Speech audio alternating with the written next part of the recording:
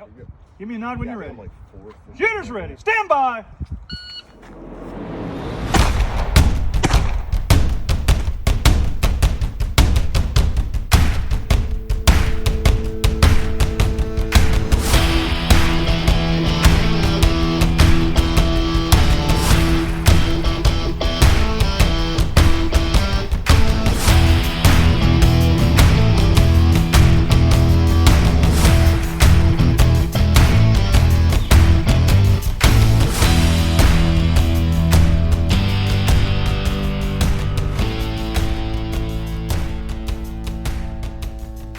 Hello, everyone. This is Matt Gunlock from the 3GIQ podcast. I'm sat down here today with Ian Norris. Now, Ian and I, we kind of have some history. We're both Marines. We do like the crayons, but we actually served in 3rd Battalion, 2nd Marines together back in 2005, 2006 timeframe and deployed together. I was, dumb grunt rifleman. Ian had a more specialized role as a machine gunner. So, Ian, tell us about yourself, son. Hey, Matt, thanks for having me. Appreciate it and happy to be here. Yeah, so like you said, we served together in the Marine Corps. That's where I got my start in learning about firearms and shooting, and kind of got me to where we are today here shooting 3-gun. I'm up in Philadelphia where I am a firefighter now. I've been doing that for almost 10 years. I am married and I have 2 children. So that's when I'm not on the range, family man and work, and then everything 3-gun after that.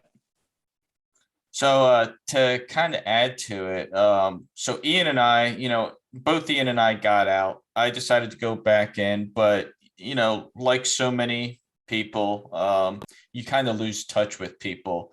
So between 2006, when I got out, and then it was 2020, which was the next time I saw Ian, 2020 was the first time we actually saw each other, and it happened to be at a Peacemaker match. And you were wearing a 3rd Battalion, 2nd Marine shirt, and we were like, I know you. And you're like, I know you. You're like, that's right.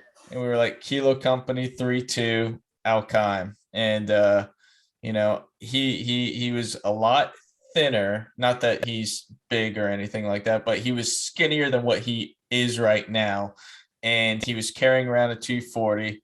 Running through house to house in Iraq. It was interesting to watch. Yeah, man. So I went in 04. I served from 2004 to 2008, and we crossed paths when I got to Kilo Company about August of 2004. Did the workup, and we deployed beginning of 2005 to Al-Qaim. Yeah, that was what, February time frame. Yeah, February, end of February, through September there. So yeah, that's where we crossed paths with 3-2. Definitely remember. At times I think I'd have been down around 145 pounds. And at the beginning of that deployment, bulked up a little to like 155. And the place that everybody kind of met up in whenever we weren't out doing any kind of combat operations was a smoke pit aboard there in Al-Qaim. So, back in those days, I was doing 3 packs a day. I don't smoke anymore. Yeah. Luckily, I just stopped smoking about 8 months ago now. So, but yeah, about 2 to 3 packs a day in that smoke pit there. Yeah, for sure. Couldn't afford that on today's prices. No, luckily they were all those free cigarettes. Yeah, the United 100s. Right. But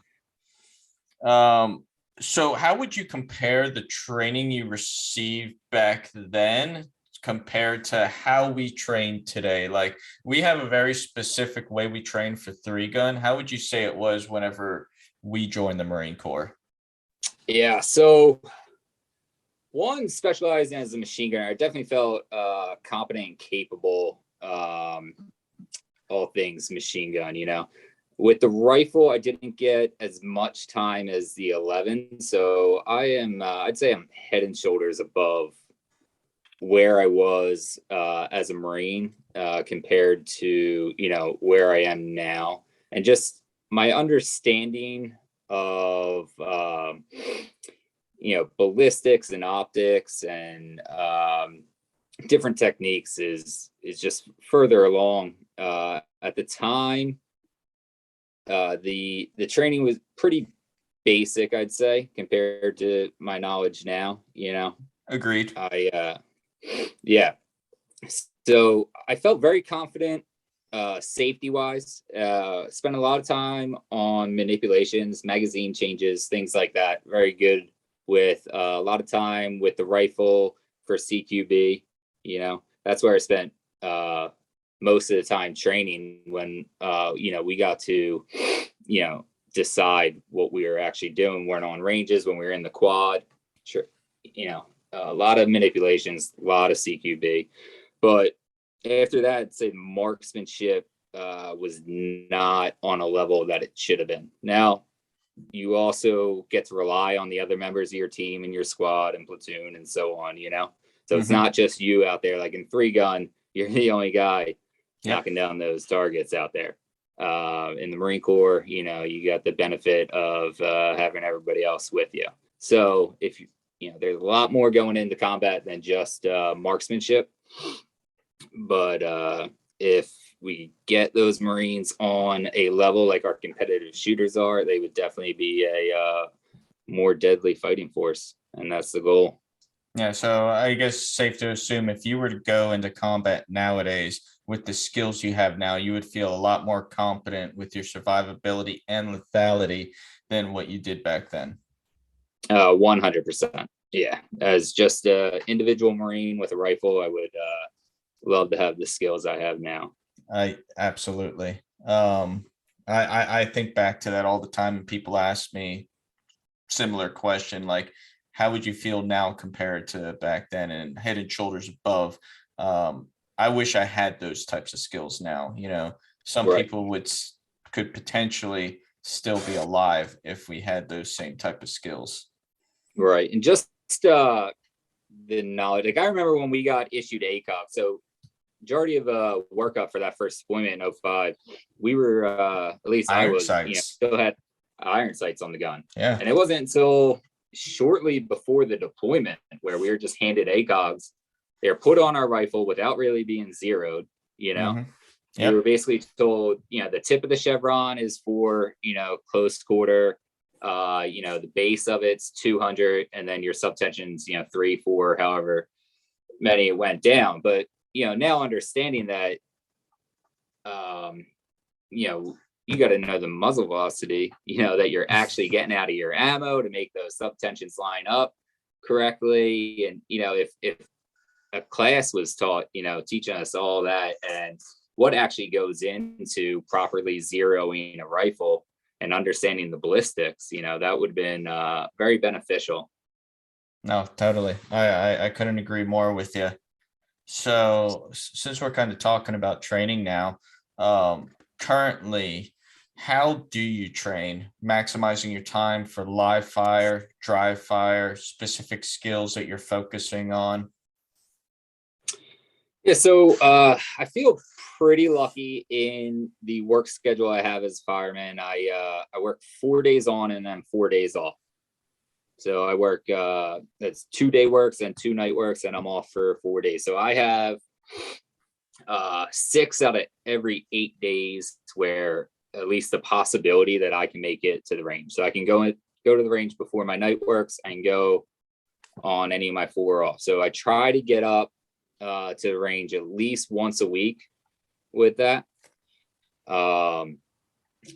And then right now, minimum trying to dry fire 3 days a week at a minimum. Usually it's probably 4, 5, but the big thing with the live fire, where I feel like it turned a corner, when you start in this sport, you got to make sure that every round that you're putting down range has training value in it. You stop just going to the range and shooting at paper, not really having a purpose for what you're doing. So trying to plan out my range sessions before I go, maximize my time on it, because I got an hour and 15-minute ride up to the range. It's not around the corner. I got to set up a bay.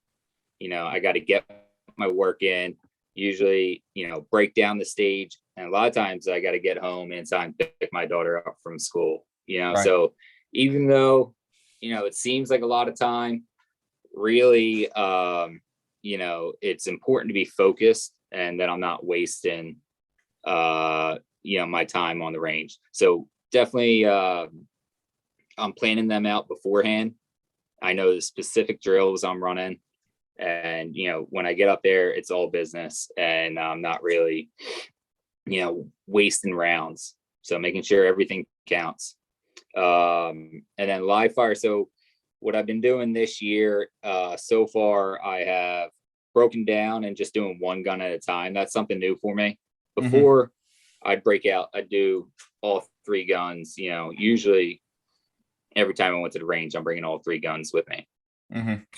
Now I started doing just one gun at a time. So I started off January, I did all pistol.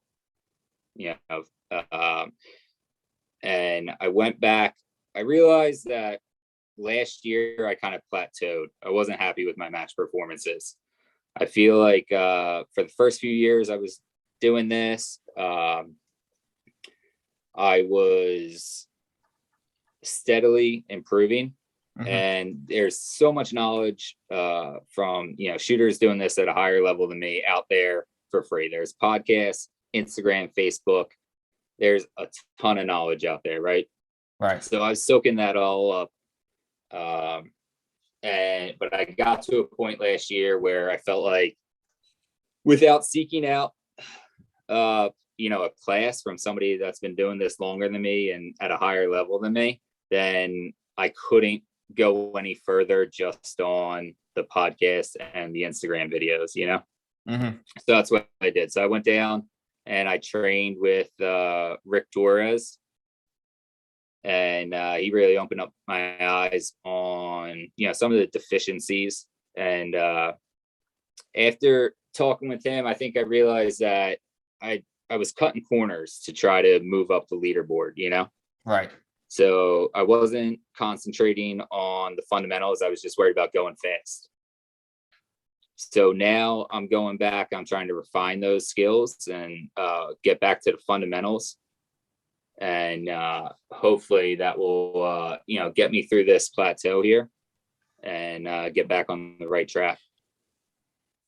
So how do you plan on training for specific matches? Because every match has a different flavor, and let's be real, we've been to a multitude of different types of matches, from matches that are natural terrain to base style matches. How do you train for those specific situations?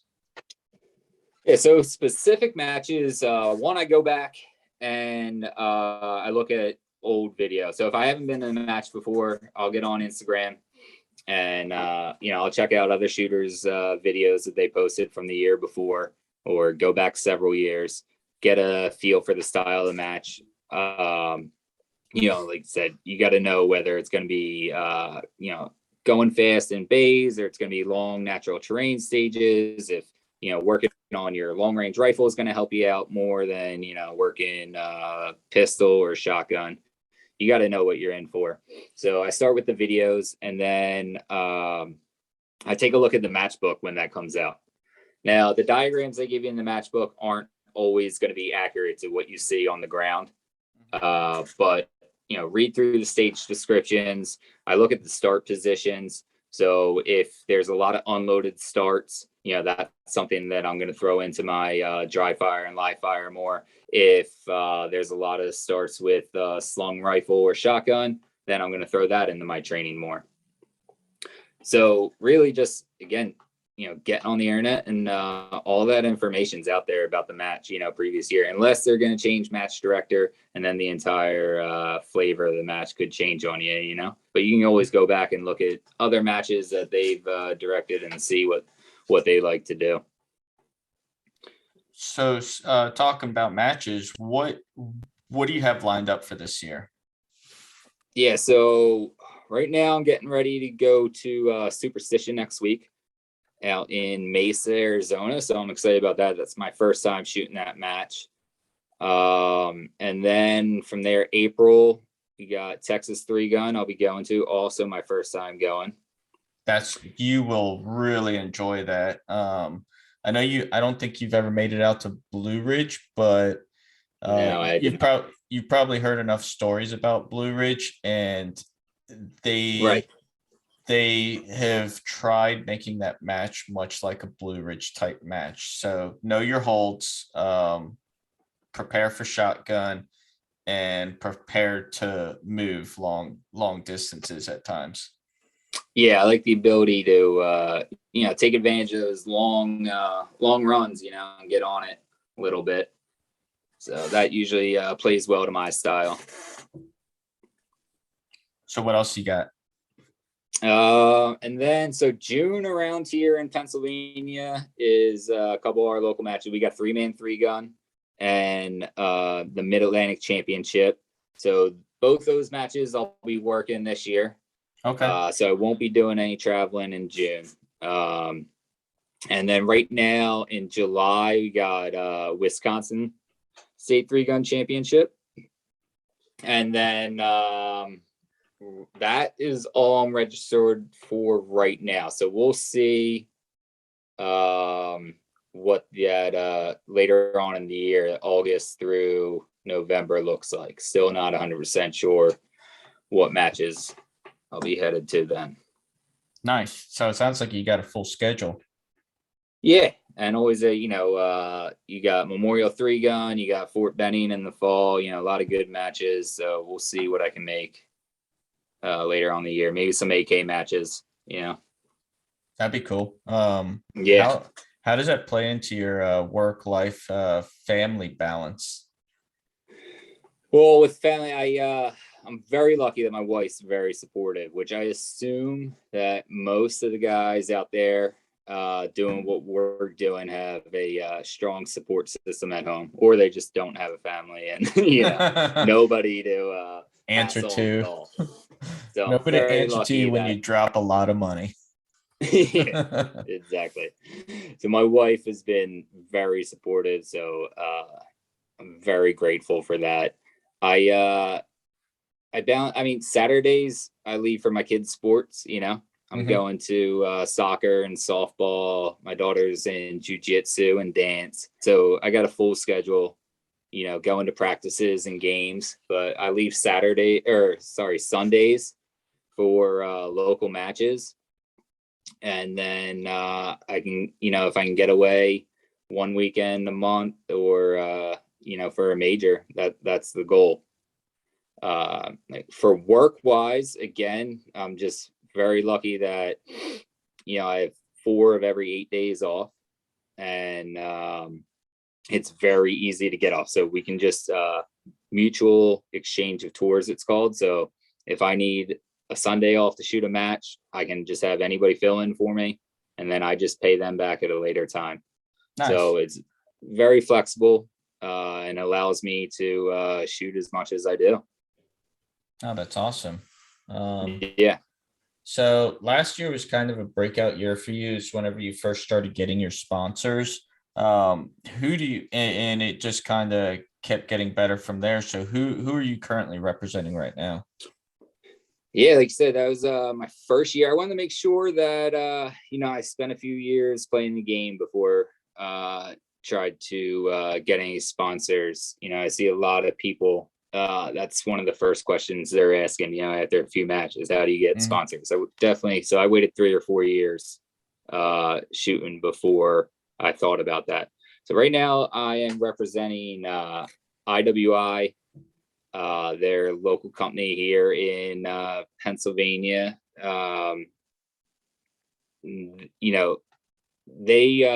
They got their name on a ton of matches. So I'm sure everybody out there has seen IWI in the prize table. You've seen their banners up. If you don't own one of their firearms, they're a huge supporter of the shooting sports, and that's one of the things I love about having a relationship with them. And Jeremy is great. He really understands the sport and understands exactly what we need. Besides, being able to support me with the gear I need to run matches. He's also able to give advice because he's been shooting this game for a while himself, and he understands it very well. Also shooting for Vortex Optics. That is another company that really doesn't need an introduction to three gunners. Oh no. Right. Exactly. Very thankful for their support as well. And then this year new will be shoes. Okay. Yeah. I met those guys. Their founder and then their current CEO stopped by my firehouse a few months back. Okay. We got some mutual friends. So they were on the East Coast. They're a Texas-based company. 100% American-made shoes. Basically took a combat boot and threw a sneaker on top of it. So I'm gonna have to they check stopped by them the out. firehouse. And what's that? I'm gonna have to check them out. Yeah, man. Check them out. Everyone should. Woobyshoes.com. But yeah, they stopped by the firehouse. They're awesome dudes. Bunch of veterans, founders of Green Beret, CEO is a former Marine. So we got to talking and we've been in touch ever since. Hopefully I get to go hang out with those guys maybe before shooting Texas 3-gun. So That'd be pretty cool. And then also Smith Concealment, who is a local guy, friend of mine I've been shooting with for a long time now. He does my holsters and, all my belt, mag pouches, belt accessories, all that. No, that's awesome. And we couldn't do what we do without the support that they give the sport half the time. It's not just about what they're going to give you, it's about how they support the matches, and how they take care of the competitors. Right. Yeah, I definitely wanted to work with companies that just have a passion for the sport the same way I do, and IWI and Vortex, that's what you get, Absolutely. they're shooters, and just a ton of support from those guys. And, they're out there supporting everything. They got their name on everything out there. Mm-hmm. So to kind of finish it all off, what do you currently have as your goals for this upcoming season? Yeah, so goals. So I read with winning in mind. Okay. This winter, like I said, so I felt like I plateaued last year and I was not performing where I wanted to last year. At least locally, I could still get out winning some matches. But when I go to a major, I was not happy with my performance. So, and one of the things I thought was, a change in my mental game was needed, along with, changing the way I train and changing the way I prepare for matches and stages. So I learned a lot from that book. So as far as goals are concerned, it talks about outcome goals and process goals. Mm-hmm. So I'm really setting process goals for myself. Of course, my goal is, we have several point series up here in PA. So one held out in York, PA at the Isaac Walton League. And then IWI is running a multi-gun series throughout 5 different clubs in PA this year. So, of course, my goal is to win those series, right? But that's an outcome goal. So, and a lot of that is out of my hands. There are a bunch of talented shooters around here. They could be out there working their ass off too. And I can't do anything about that. I can't, dictate how much somebody else trains. I can only dictate what I do. So then I'm setting process goals for myself. And that's where, setting goals of minimum 3 days a week I'm dry firing, 1 day a week I'm live firing. So at minimum each week I make those goals. As long as I do that, I'm sticking through that process. And then hopefully by the end of the season, I meet my outcome goal, you know? So there's some things, you know, where I'd like to place in major matches, winning these local point series that are outcome goals, but I'm really sticking to these process goals. And then every few weeks, I'm reevaluating that process and then setting new process goals, you know? So evaluate how the last 3 weeks of training went. And if, you know, it didn't go so well, maybe we need to dry fire 4 days a week, not 3 days a week. Maybe we need to, you know, get to the range twice a week or whatever the case may be. But every few weeks, reevaluating what's working and what's not working. So that's where I'm at with goal setting for this year. No, awesome. Do you have any last words of wisdom that you want to leave the listeners with before we go? Yeah, well, I would just say that you will get out of this sport what you put into it. So, you know, if you put in the hard work, you're going to see the results. If you don't, if you're not out there training, if you're not working hard, then you're not going to be moving up the leaderboard. It's not always about, you know, just buying the new gear. You got to get out and train with it. Yep. You know, your sights aren't off. Mm-hmm. It's you got to shoot more, you know. If you know you have a limited budget, spend the money on what you could get and spend the rest of the money on ammo and training. Right. Exactly. 100%. Awesome. Well, I do appreciate you coming on here, and it's great talking and seeing you again. Yeah, man. Great to hear from you. I really enjoyed sitting down with you. Absolutely. You have a good one. You too. I'll see you out there, buddy. All right.